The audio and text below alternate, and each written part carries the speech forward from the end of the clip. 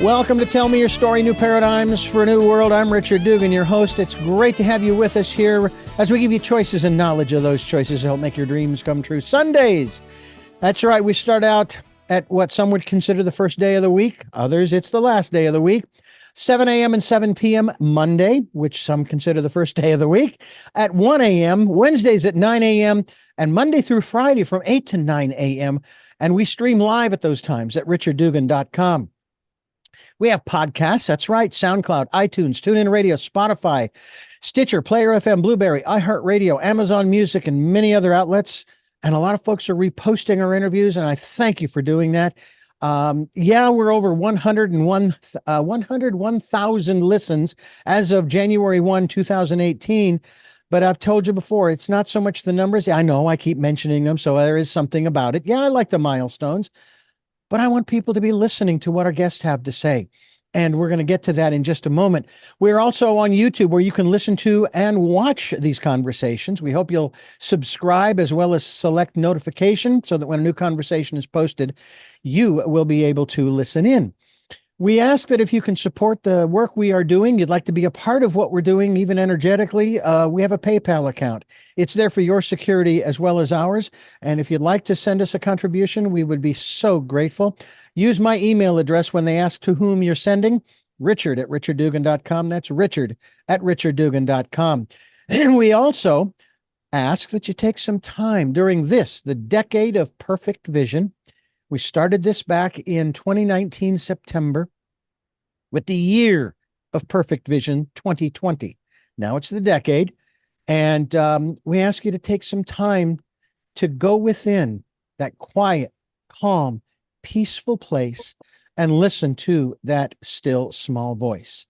And as far as timing goes, I did all of that in under 2 minutes. And so we move on to our guest, who I'm very excited to have on the program. We're going to be talking about how it is possible for a person to use their mind to free themselves from physical chronic pain in only 28 minutes, even under medical thermal imaging. We're going to find out all about that. And we're not talking about meditation here. That's not what we're talking about. What we are talking about is how to master your mind and energy to heal your body. Brandy Gillmore is my guest here on the program, pioneering new breakthroughs in research, achieving incredible healing results that are capturing the attention of researchers, doctors, and scientists worldwide. Oh, that's not all the categories that are catching notice, because I would venture, Brandy, the orthodox medical community probably ain't too happy, because you are wanting people to be well, but the orthodox, I'll call it orthodox or traditional medicine, that's not what they're about now. They used to be, but not anymore. They're about keeping us sick so that they can continue to administer and rake in the dollars, which is unfortunately what it's about now. Welcome to Tell Me Your Story. Thank you so much for having me. It is a pleasure to be here. And, you know, I would say so many people are staying sick. And in some cases, I think that, people want us to maybe stay sick. And I think in other cases, they even don't even know. And that's what's mind blowing. They really don't, working with the mind is complex. And it's also, it's life-changing. It's incredible. So, thank you for having me. And I love your show. I love that you're here, that I'm here. And thank you very much. You have, you're kind of all over the place from the standpoint of, getting exposure, whether it's there's the Health Medical Journal, you have a TED Talk, you've got several, documentaries, docuseries, including On a Scale from 0 to 10 Pain, which usually seems to be the criterion. I've had issues. For example, I had torn meniscus, which was resolved. But they would ask, so what's your pain level? And this was like before. So I'm going to say probably 7, 8, maybe pushing 9 sometimes. Afterwards, what's your pain level? Well, if I discount the soreness from the arthroscopic surgery, I'd say probably a 1 or a 2. And I was up and walking around that day, which was kind of nice. Also revealing women's health secrets.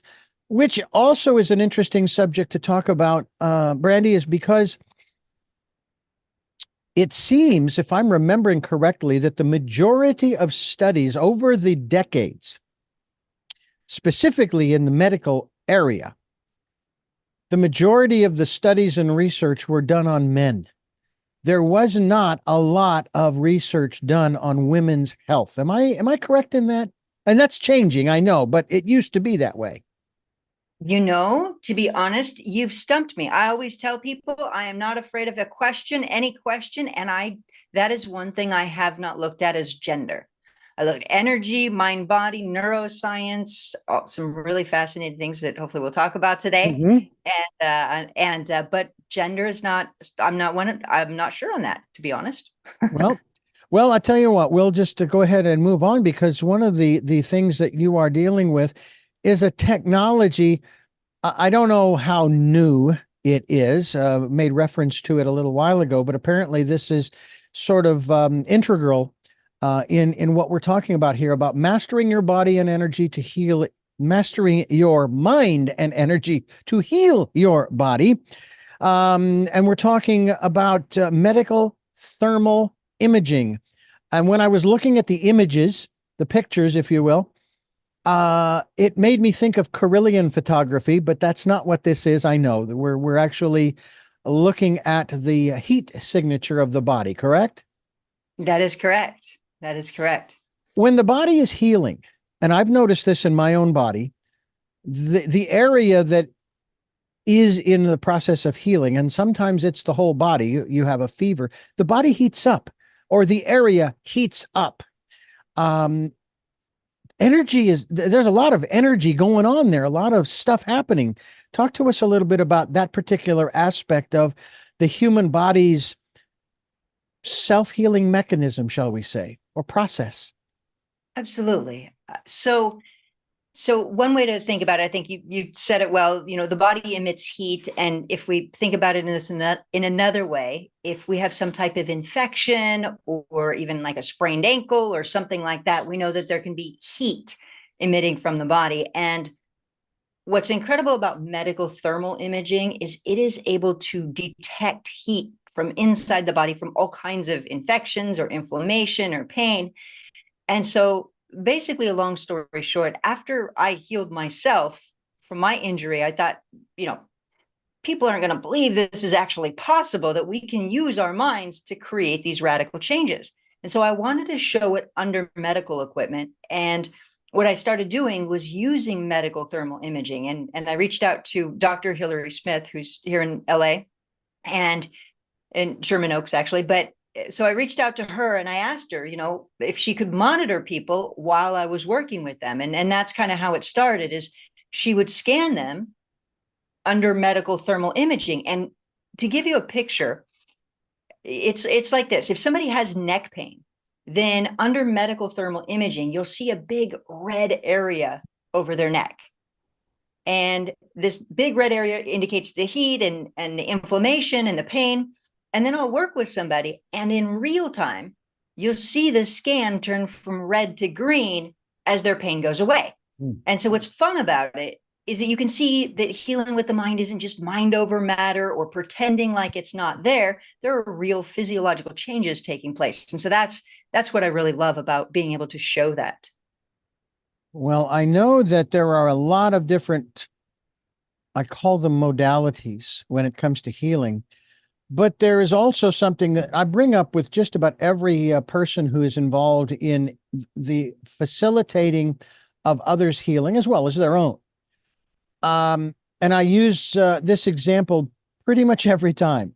My present wife and I are Reiki masters. And in our training, of course, they told us that you do not direct the energies to achieve a particular result that you are sending the energies for. You are sending the energies as a conduit to the individual or situation to let them decide what they're going to use the energies for. So my father's brother was a terminal cancer patient, and we got a picture of him. and we did an absentee healing.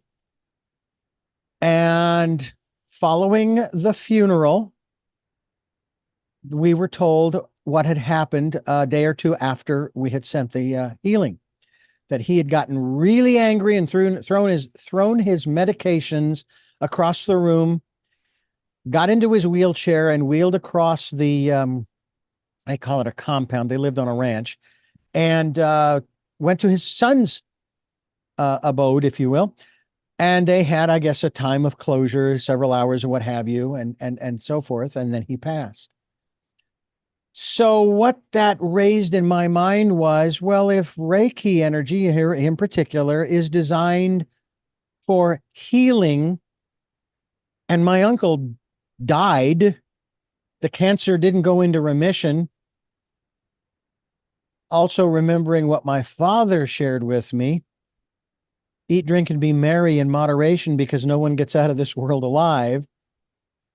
Help me to understand from your perspective what is meant by healing. Beautiful. I love that.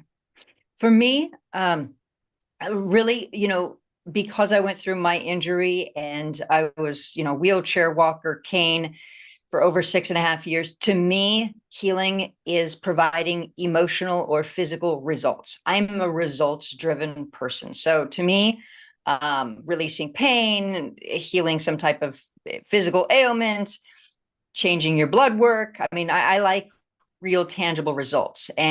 Or maybe somebody has an emotional wound and it's been painful for them and they've really genuinely healed it, not suppressed it, but really actually healed it. So I would say, if you think about wound healing, where a wound heals, it creates then a sense of wholeness. And I would say that returning to a place of wholeness when there feels like there's been a fracture in that. Well, yeah, it's to me, it's fascinating to look into this, because I think about my father's passing a year ago. And 5 days before his passing, he was in the hospital, bunch of tests, and they diagnosed him with early onset dementia and Parkinson's. My sister said to me, my elder sister said to me, well, why didn't they pick up on that earlier? Well, I didn't say this to her, but my first thought was, well, wait a minute. He's 91 years old. He's lived a long time. Even, I don't know of a car that, unless it's been refurbished in extensive ways, is 91 or 100 years old. I know there are some out there, because there's some people who have some Model A's and Model T's, but the human body, at least at present, some say it was designed to live 120, 140 or more years, but we haven't done a very good job of maintaining it. What are your thoughts in regards to this aspect of longevity? Do you think that that's misplaced, that people, because there are some people that don't want to die, and as a matter of fact, there are those who would like to transfer their consciousness to a machine, to a robot, and so forth. And I'm thinking, I don't want to stay here. This is not a bad place, but I want to move on to the next level. So as far as my thoughts on longevity, to me, I like it here. And like it's, I would say this, as far as my thoughts on longevity, they are, in my own life, when I healed myself, one thing everybody said is, they said, oh my gosh, you look so much younger. And of course I said to them, well, thanks. You didn't tell me I looked old in the first place. Because it was shocking how many people said that. And I guess because of the injury I had been through, I didn't, looking old was not actually my first priority, but the fact that everybody kept saying, wow, you look so much younger, it kind of stood out to me. So I would say this. I would say we've all seen before where a person can go through a lot of stress and they look aged.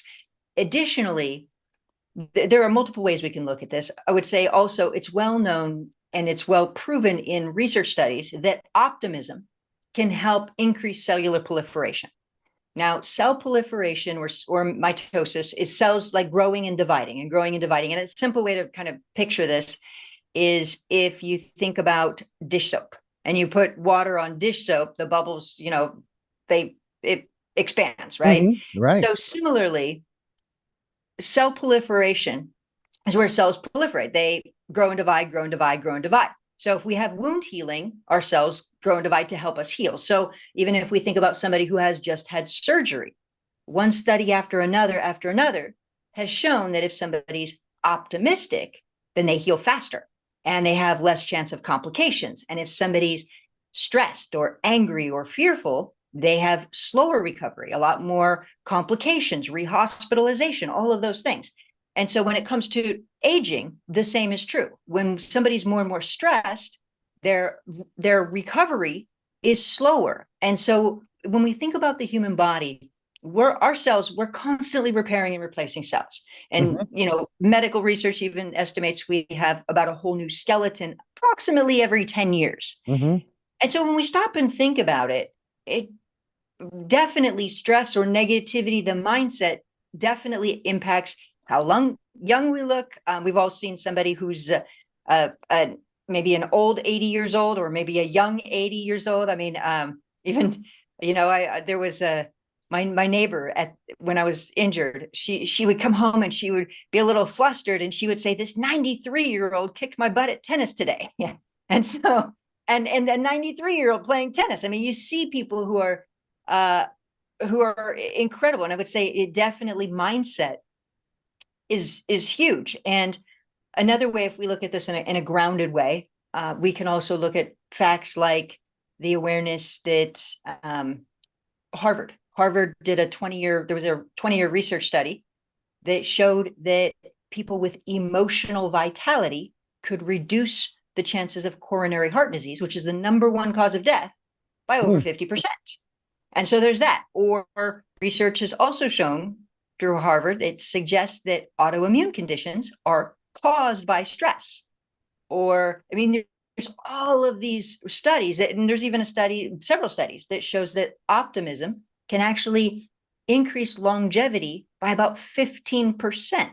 And so there's all of these studies about illness and stress, or optimism and longevity and protecting from illness and whatnot. So, so I'd say the more that we really look at using our minds and understanding how they work, the more we can protect ourselves from illness, heal our bodies, transform our lives, and really increase our longevity.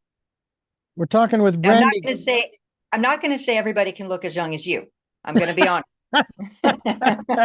Well, I thank you for that. And of course, I grew up in a household with 5 females and 2 other males, 4 sisters, a mother, a father, and a brother. I never really, and it wasn't, I suppose, intentional, but I never really took notice that they did or didn't wear makeup. I just, or they weren't doing stuff. I know they probably were. I mean, girls are girls. I mean, and you got 4 of them in one room, they're going to have an influence on one another.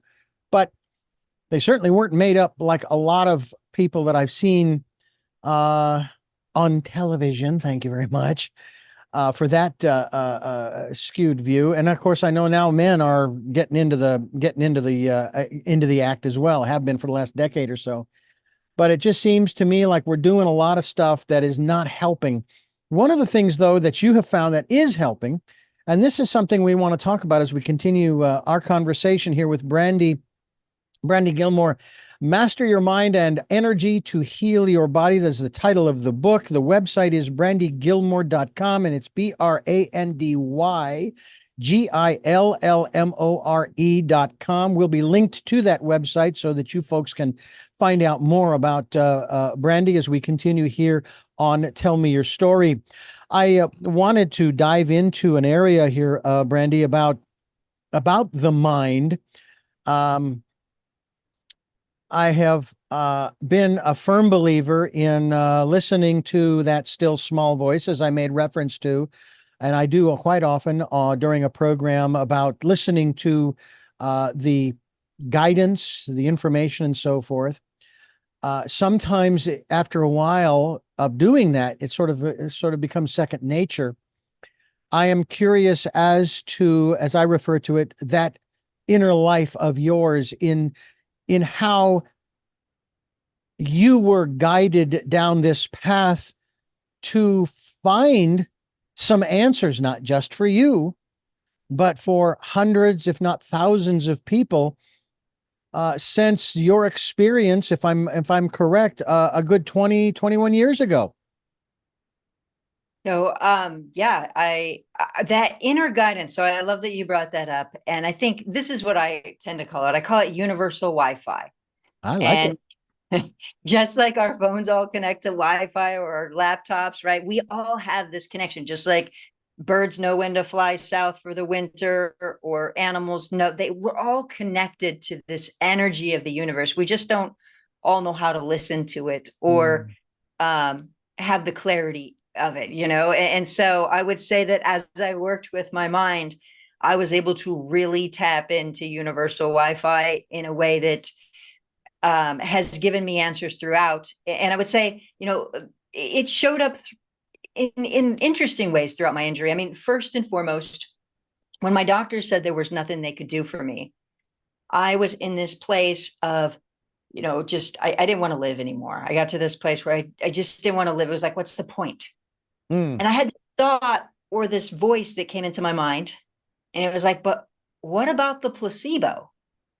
And I thought about that for a moment, and it was true. I mean, the reality that a fake pill can influence people's bodies to create physical changes. I thought, well, I can't give up if we know, and research has shown over and over and over again, that a fake pill can help us, that we can have results from a fake pill. I have to start researching this. And then as I did, trying to figure out how it could work, I started finding all kinds of things. First and foremost, I had thought that the placebo was due to belief. And so I was just trying to force myself to believe I was healed. And I did that for quite a while, and it was not working.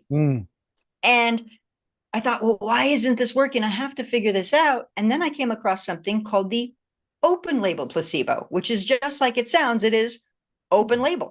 Both the doctor and the patient both know it's fake, and it still works. And so I was like, well, clearly this is not all about belief. And so there was all of these other factors. And I think one thing that really woke me up was, and started to, I mean, there was just so many different pieces of information, but was the fact that people with multiple personalities could have different ailments in different personalities. They could have high blood pressure in one personality, but not in another.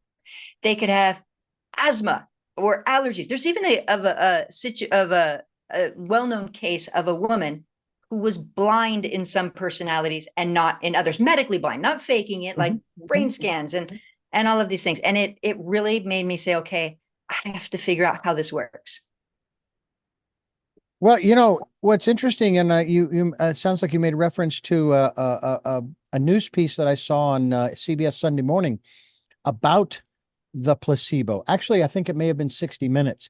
And those receiving the placebo were told they were receiving the placebo and it still worked, which blew me away. Now, you talk about this woman with multiple personalities, one of them where she was blind. They could prove it. They ran all the tests. She was blind in that personality, right? Well, I heard not long ago that our eyes do not see. It is not our eyes that see. It is our brain. It's our brain that hears, not our ears, and so forth. Oh, yeah, so absolutely. That ties right into what you're talking about in terms of your mind, your energy.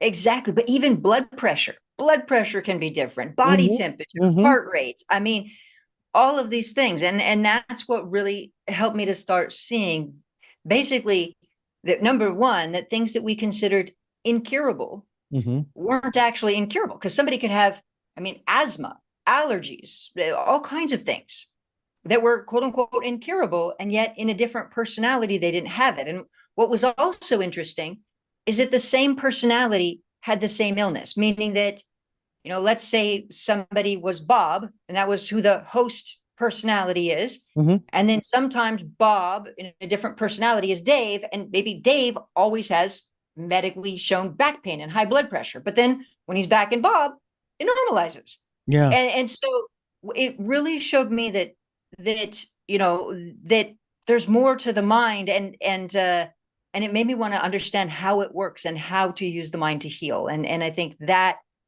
was pivotal, and understanding energy. Mhm. And there were so many things of just understanding how the mind could work to heal. It was incredible. There's another element to timing, so to speak. When I was first diagnosed, I'm thinking it was probably around, I want to say the age of 50, 52. I was diagnosed with hypertension, high blood pressure. I started taking the meds and da da da da because I was my wife would say, because she worked in cardiology for dozens and dozens of years, you're in the stroke zone. You need to. So I started taking the meds and this and that and the other thing, and it came down to normal, and I would monitor it and so on and so forth. And then 2020, even though over the years I had been told I was pre-diabetic on occasion in some of my physicals, but not in all of them. Others, my blood sugar was fine. All of a sudden in July of 2020, whammo, I'm type 2 diabetic. A1C was 11. Now, in September of 2023, and this is following my father's and my best friend's passing, and the denial of the medical community that stress does not affect the chemistry, i.e., the blood sugar, my A1C was 12.2. Now, I had it down to normal from September of 2020 until that point. It was normal. Well, I finally got it back down to normal, though it's under present medication. But one of the things I said about the high blood pressure, this is temporary, in spite of what my mother said. Oh, yeah, it runs in the family. It's like, so I choose not to have it. I'm not taking the meds anymore for high blood pressure because my blood pressure is normal, except when I go see my doctor, and then it elevates because I'm not a fan of going to the doctor. All right. Yeah. So there's a biochemical thing too, but the problem with that biochemical thing, and as we get older, the chemistry does change. That's just the nature of the beast, so to speak. But you're not talking about waiting months or years here. You're talking about, what was it? Did I read 28 minutes? And of course we are talking here about the relief of pain, but it sounds to me like it's not exclusively about the issue of pain here. We're talking about, again, the high blood pressure, maybe the high blood sugar, et cetera, et cetera, et cetera. Is that kind of where you're going with this as well? Yes. And so I would say that whenever I take somebody and I show them how to release their own pain, all the time, I'll help somebody do it in 20 minutes, 28 minutes, 30 minutes, under medical equipment. So you can really see the change. Now, I always tell people, you must embody the change. You have to reinforce this. You have to stay in this mindset. And a lot of times there will be people who stay out of pain. They embody the change, and it becomes their permanent change. For example, I have somebody under thermography who had neck pain, showed her how to use her mind to release the neck pain. That was 8 years ago. It never came back. Great. And before that, it had been chronic for over a year in her situation. Now, in other cases, if somebody has some type of pain, sometimes what will happen is we'll create this shift, and then maybe they get triggered by their spouse or their kids or work or whatever it is, and the emotions come back. And that's what I always tell people is genuine change is needed. And so basically what I started looking at was this, as I started thinking about, multiple personality disorder and the placebo and all of these things, I started looking at, well, how can we see that the mind affects the physical body? And of course, the most obvious was emotions. And so we could see, if somebody's embarrassed, their face turns red, or panic attack, or sexual thought, sexual physical response. Now, of course, I thought in my condition, I was, wheelchair, walker, cane. I thought Mhm. I'm going to need a lot more than emotions to heal my body. Right. Like I need something a lot more serious. However, when you start looking at emotions for a moment and you think about how much can they impact the human body, there's a few things that are really important to know. I mean, first and foremost, somebody can have, die of a broken heart, or even be scared to death, where they are so scared their heart suddenly stops.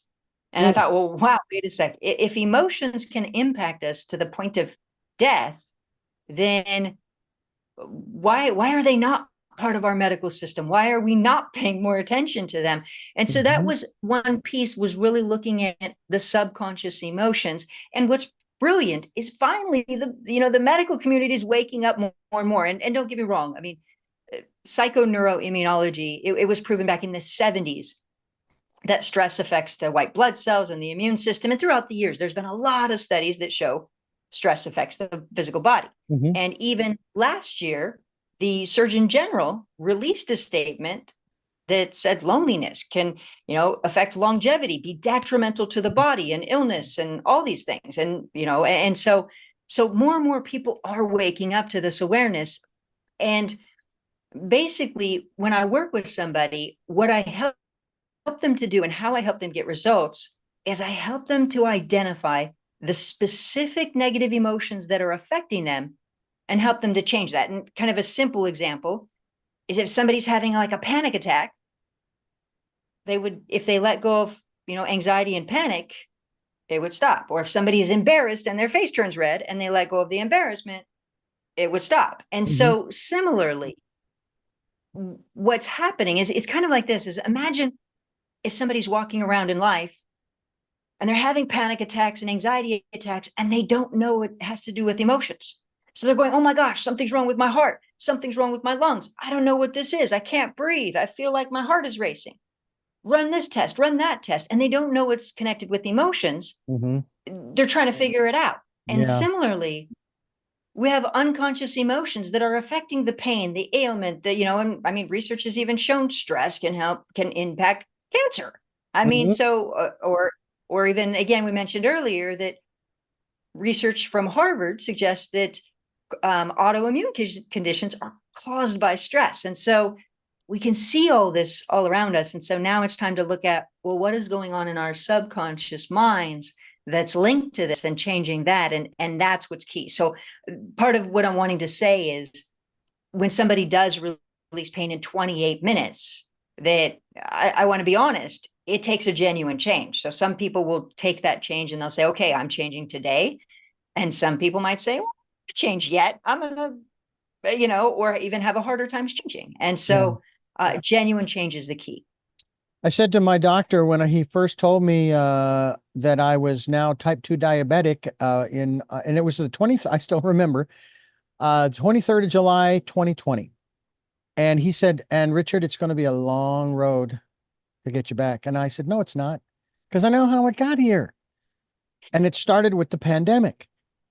And it's because what did everybody switch to food wise when we were all quote unquote locked down? Comfort foods. Well, what's in comfort foods? Sugars and carbs. And unfortunately, I was also a big soda drinker. Well, guess what? That was the first thing to go. And I said, it's not going to take a long time. And I had my blood sugar back down in a month and a half. A month and a half, it stayed there. And so I split the medication in half at that point, unmonitored, continued to monitor, and it stayed down. And then when I got around to February the following year, my next physical, oh yeah, you're fine. You go ahead and take, you can stop taking one. Okay, so I stopped taking them all. Blood sugar continued to monitor, blood sugar stayed down. And it was fine until around March of last year. And of course, that was when my father passed, and so on and so forth. So I'm curious about another area of this. Now, is the thermal imaging primarily nothing more than sort of showing the evidence of the healing, the process in that regards? What is the relevance in this regard, as opposed to, say, a CAT scan or an MRI or some other form of internal imaging, X-rays, things like that? You know, well, it's a different form of testing, and so I mean, we could look at a different situation where there was an MRI used, and there was a woman that I worked with who had a tumor in her throat, and it was there for about 4 or 5 months. And she had tried everything from meditation to diet and supplements, all of the things, and it wasn't going away. So finally she said, okay, well, I have to get rid of this. She scheduled surgery, and she had an MRI, pre-op MRI. So she had another MRI right before surgery. And they saw the tumor was still there. It was 5 millimeters. And her surgery was then scheduled for that Friday. So her MRI was on Monday, surgery was scheduled for Friday. Her and I worked together on Thursday, and you could see the tumor was protruding from her throat. So you could see it was there. And after her and I worked, it was gone. And she, of course, I always tell people, continue to see your doctor. Always continue to see your doctor. So she shows up for surgery the next day, and the staff is like, well, no, we're sure it's still there. So they get her all prepped for the surgery. And she goes, can you just though check it first? And the ENT checked, and the tumor was gone. And he said in his 30 years of practicing, he's never seen anything like it. Now, what I love about it is I share that one all the time because it's test that you can see it, it's gone. I like quantifiable data. That's what I love. I like where you can see something and you see results. Now, the reason I do that with pain is because you can see it in real time. Like when the thermal imaging is taken, what Dr. Hilary Smith has done, or even other doctors or medical studies that I've worked in, what we've done is set the thermal scan to automatically take a new image every 1 second or every 5 seconds, depending upon which time I've done it. But basically, so it's automatically taking a new one each time. And the reason that I do that is because if we check over a month-long time, then this is when people say, well, I did exercise.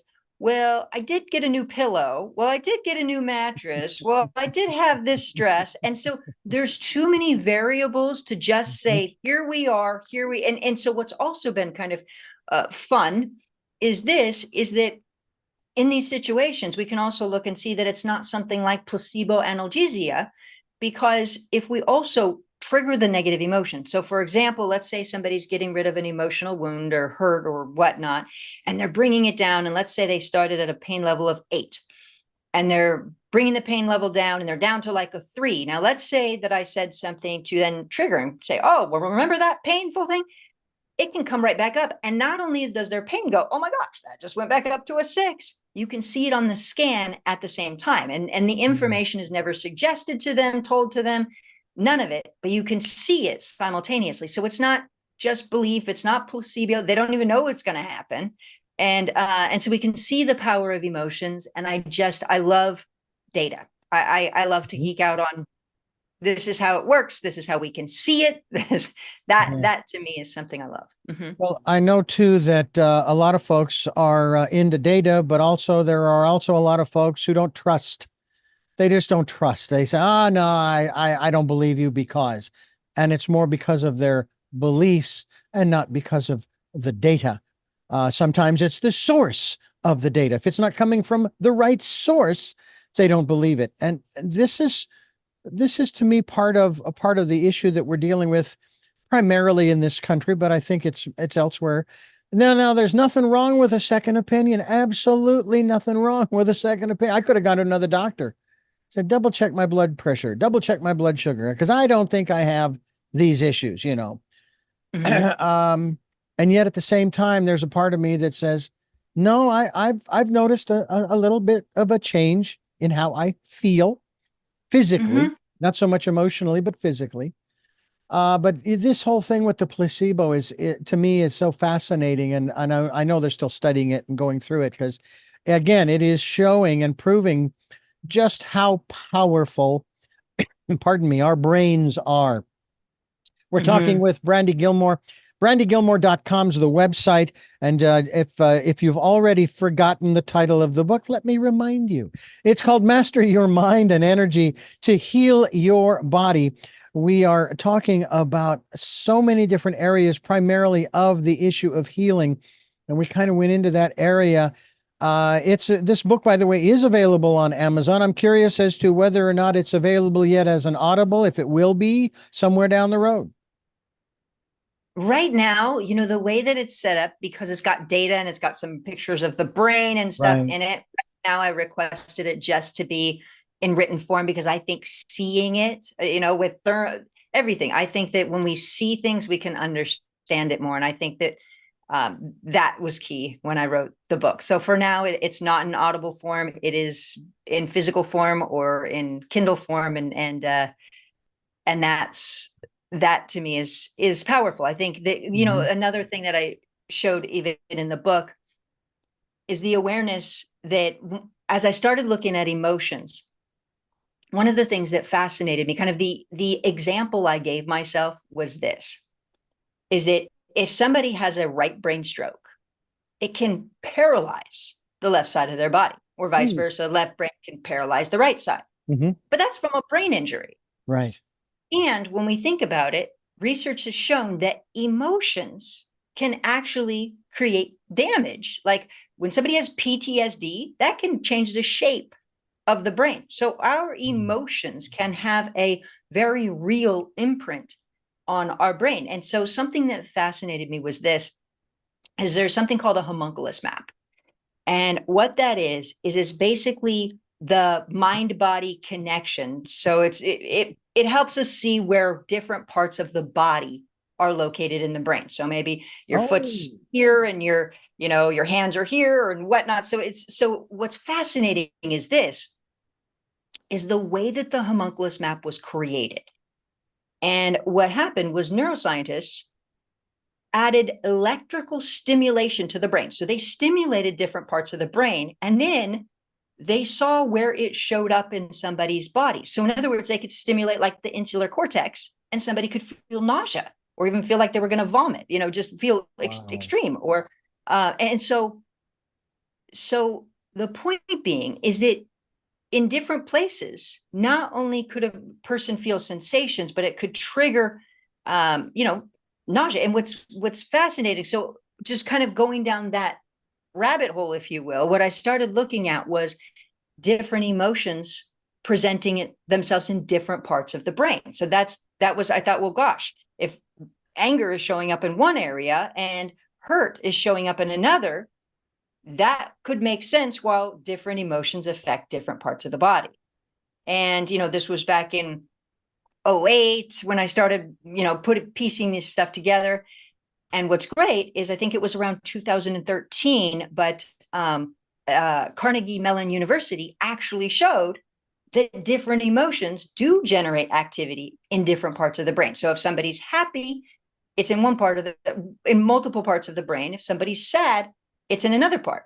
And what was really breakthrough about their research was a lot of people had thought previously, a lot of emotions are all centered around the amygdala, et cetera, et cetera. And so it was interesting to see that emotions do generate activity in different parts of the brain. But that's the way I started looking at it, was as I was asking, why do the same emotions affect us in the same way? So in other words, if somebody's embarrassed, their face can turn red, or, if I'm embarrassed, my face can turn red. And we even know that emojis know that if somebody's embarrassed, their face can turn. So there's just, so many ways that we can see when we look at the evidence of the mind-body connection. We can just see so many ways that it just makes logical sense. It raises an interesting question that if, and again, I would use these terms rather generically in terms of the conditions like cancer or back pain, or I don't know that the gallbladder falls in the category. I had my gallbladder removed because I had a golf ball size gallstone, and it was also very infected. So they removed it. A side note, it was during the Summer Olympics of 2021, I guess it was. Anyway, there's something going on there. And I used to joke about how, I was in the Olympics. Yes, I was. I was part of the gallbladder clean and jerk. I also asked my doctor if they would remove my appendix, because it's not really doing anything that we know of. And she said, no, we don't do twofers. In any event, I'm curious in regards to what you were saying about these different conditions, these different issues that we face on a physical level. And if our emotions impact and or maybe even create, and I've heard it said this way, that we have, this is the way it's phrased, that certain individuals have the potential for, and you name the condition. Doesn't mean they have it. It's they have the potential, whether you're talking about family history or someone does some kind of more metaphysical kind of scan and so on and so forth. It doesn't mean you're going to get it. It doesn't mean you have it, but the potential is there. But if enough people are experiencing a certain emotion that is triggered, that triggers that potentiality into reality, i.e., we'll go ahead and use cancer as an example. And I use the term generically because you can subdivide cancer into so many different categories. Then I start to wonder on a social or civilization level, well, why is it that there are so many people that are getting cancer? Now, some will say, well, it's environmental because of these pollutants and those pollutants and so forth. But then there are other people who are living in the same area, exposed to the same things, and they're not getting it. Why? So I throw that in there to you to expound on in terms of the emotional, the collective emotional impact. Absolutely. I would say this. I would say that, if you think about it, we all went through COVID and a lot of people were hugely impacted by loneliness. That's when all of these reports about loneliness and the Surgeon General. So people were like, oh, human connection is actually really, really important. And we all went through something. So it's easy to see that there are times when even times of war, this, that, the others, there can be increased different illnesses. Now, if we also expound upon this further, we can look, there's so many studies. When we look close, the answers are in the details. It's really getting specific is key. Now, one thing is that if we look at lupus, for instance, research has shown that if there's some type of trauma or sexual abuse or abuse as a child, that a person can have, I think it's 3 times greater chance of having lupus. And not only that, but there was a recent study about, I want to say in 2022, that showed that there was different types of stress compared for upper back pain than there was lower back pain. And in this particular research study, they took police officers, and it was basically saying, okay, well, if police officers were feeling overwhelmed, like they had a lot of things to do, then there was certain types of pain.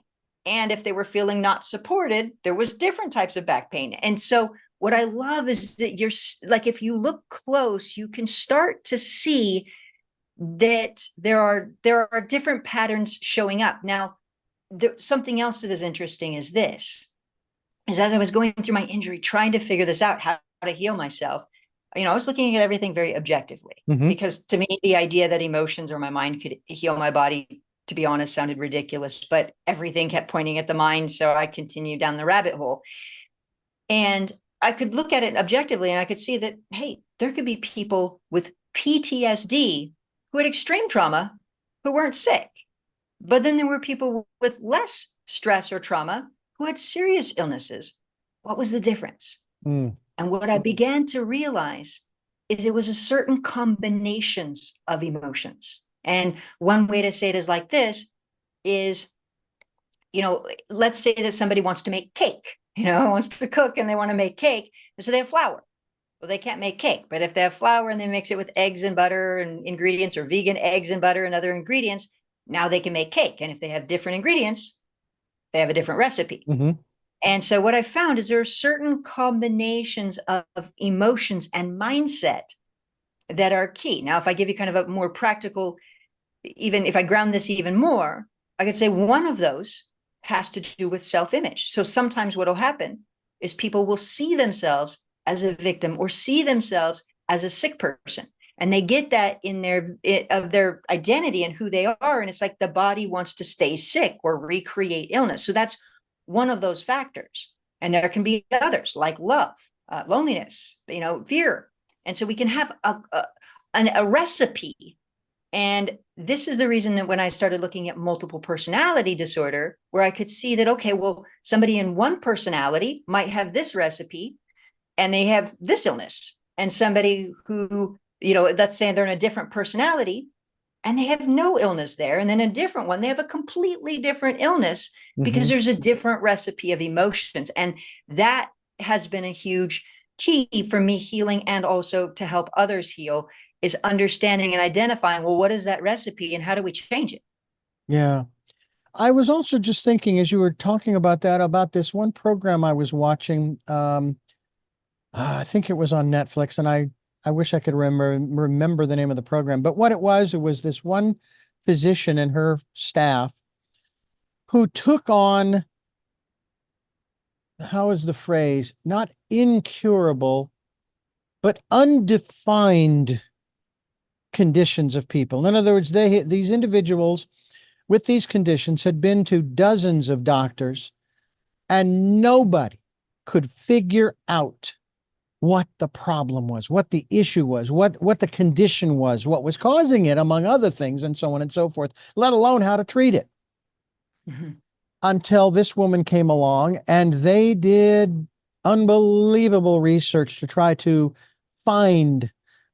Sometimes they'd have to go back into history to see if they found other conditions that mimicked this, that were similar to this, and so on and so forth.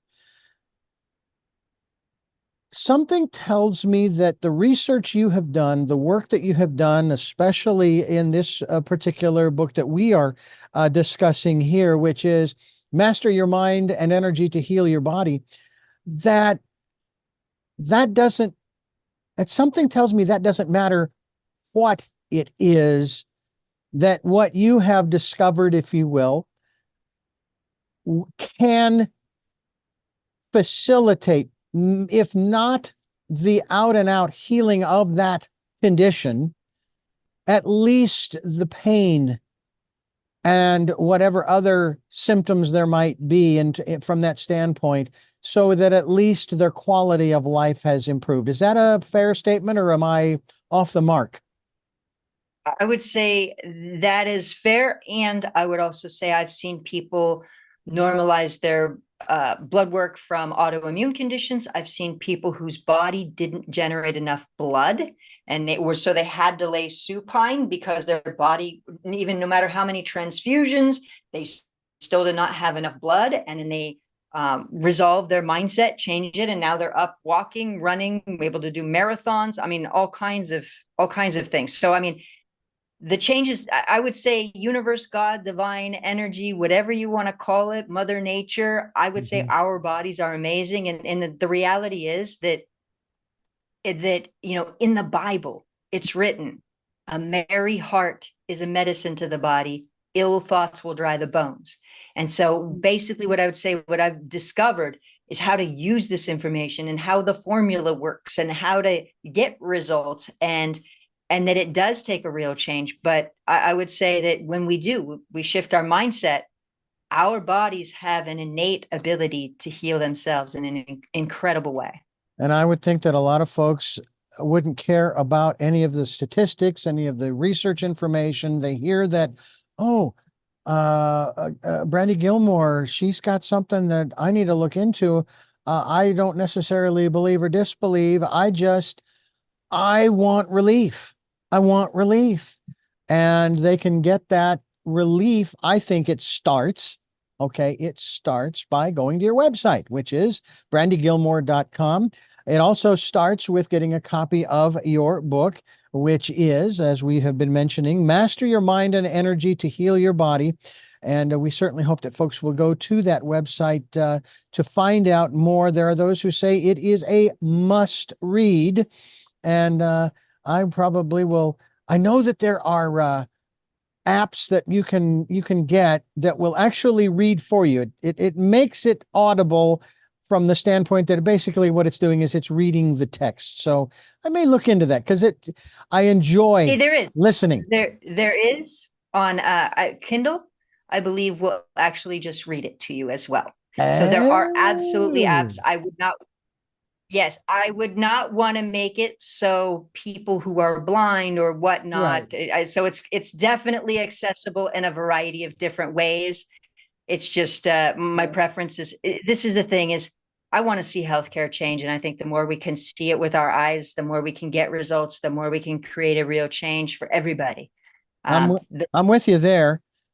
And also, yeah, another passage from the Bible that I often quote has to do, I believe it was somewhere around the Sermon on the Mount. The apostles, they were kind of, and maybe it wasn't there, but nonetheless, they were kind of going, you're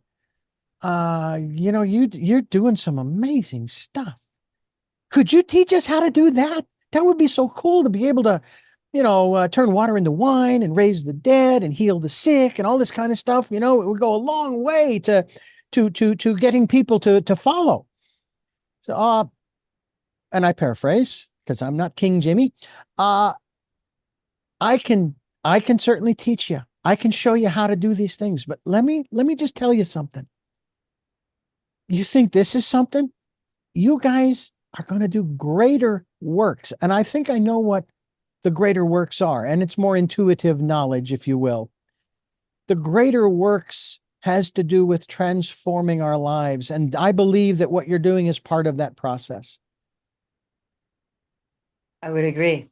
I would agree. And even another quote from the Bible says, do not conform to the patterns of this world, but be transformed by the renewing of your mind. Mm-hmm. In the Bible, it says that. And it is as we create these changes in our mind, it changes our lives. And we get rid of patterns or hurt or wounding or whatnot. And even Sigmund Freud was well known for just, doing transformations in that way, where he helped people understand their subconscious mind and create changes. And in this, in a similar way, is all about then understanding what's affecting your health and making that change. It's just so beautifully said. I couldn't agree with you more, Richard. It's transformative. Yeah. And dovetailing off of that, another one, I think it's from the Old Testament. Let us come together and reason together. Well, how do you reason? With your mind. Your mind. And it just continues to reinforce how powerful, how important and powerful the mind is. Brandy Gillmore is my guest, and we are here on Tell Me Your Story. I'm Richard Dugan, your host, and it has just been a real joy to be talking with you today, Brandy Gillmore. I can't thank you enough for giving us so much time here to talk about this. There's always so much more to talk about, and we can't cover everything in a short hour or so. But I would love to have you back to continue this conversation and to elucidate on some of the other areas that maybe we didn't get to. But I think that it seems as though, and correct me if I am wrong, that we have covered at least we've covered the basics for people to get them hopefully interested in following up and getting a copy of your book, or at the very least going to your website to find out more about you and the work you're doing. Absolutely. I think we've covered that and the basics, and it's foundational. And Richard, thank you for having me. It has been such a pleasure connecting with you. You're a beautiful soul. So thank you. Well, thank you, as are you. And we do have 3 final questions that we ask all of our guests. I'm still trying to figure out how it is that I become plural all of the sudden. Nonetheless, but before I ask you those 3 questions, I want to thank you for listening to and watching Tell Me Your Story, New Paradigms for a New World, where we're giving you choices and knowledge of those choices to help make your dreams come true. We are here on Sundays at 7 a.m. and 7 p.m., Monday mornings at 1 a.m., not Wednesdays at 9 a.m., Monday through Friday from 8 to 9 a.m., streaming live at those times at richarddugan.com, streaming and podcasting as well on SoundCloud, iTunes, TuneIn Radio, Spotify, Stitcher, Player FM, Blueberry, iHeartRadio, Amazon Music, and many other locations. We're on YouTube where you can watch these conversations. I hope you'll subscribe to either or both, and also click on notifications so the next time a conversation is posted, you will be notified and you can tune in and listen. We ask that if you can support us financially, we would be so gratefully appreciative.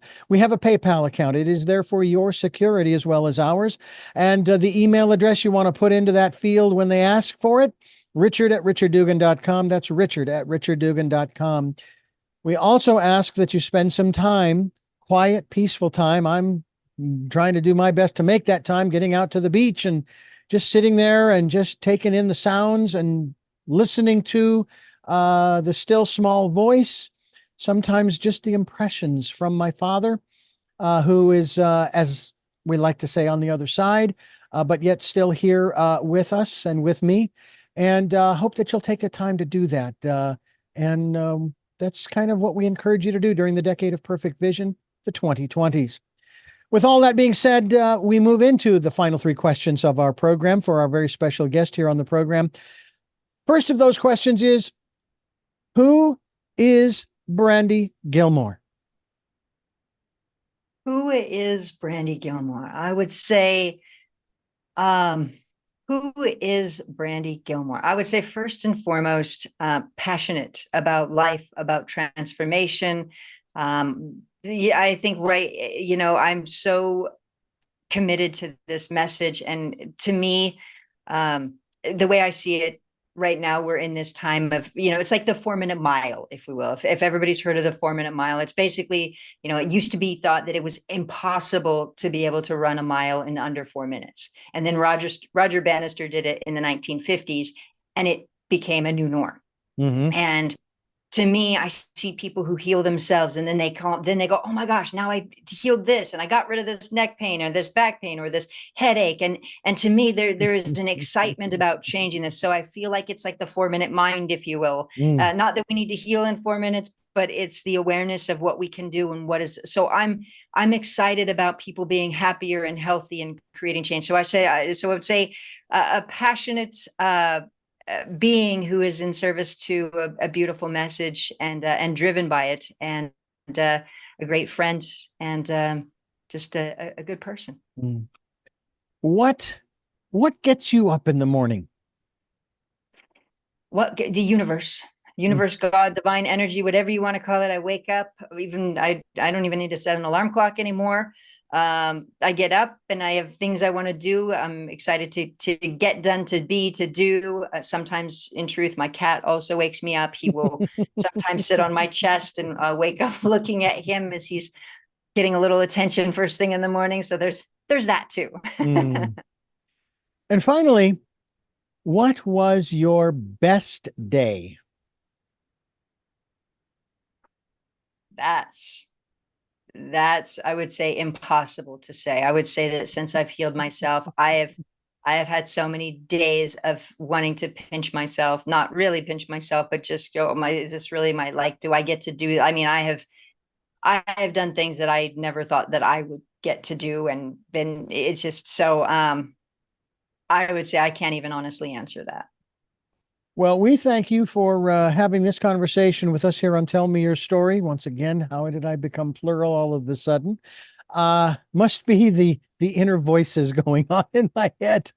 But I thank you again for joining us here on the program, and I look forward to having you back to continue this conversation. Until our next broadcast. Sounds lovely. Richard, you're so wonderful. Well, thank you very much. Until our next podcast, video cast, love to Lal. Jeanette, I am still listening. Dad, continue to be happy because I am. Smokey, I will see you on the other side. To my dear friend Zorro. Aho. Aho.